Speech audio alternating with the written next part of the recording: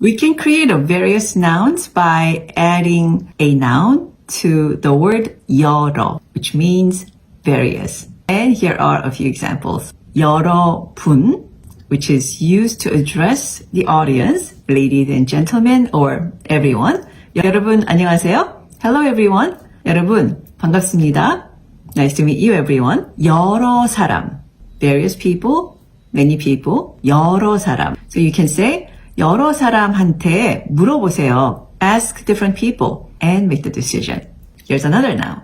여러 가지, 여러 가지. Various things. 여러 가지. 여러 가지 필요해요. We need various things. 여러 가지 필요해요. 여러 책. Various books. I'll read various books. 여러 책 읽을 거예요. 여러 책 읽을 거예요. 여러 나라. Various countries. 여러 나라 여행하고 싶어요. I want to travel to various countries. 여러 나라 여행하고 싶어요.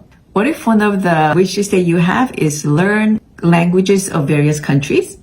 You can say 여러 나라, various countries, 말, language or languages, 배우고 싶어요. Want to learn. 여러 나라 말 배우고 싶어요. 여러 나라 말 배우고 싶어요.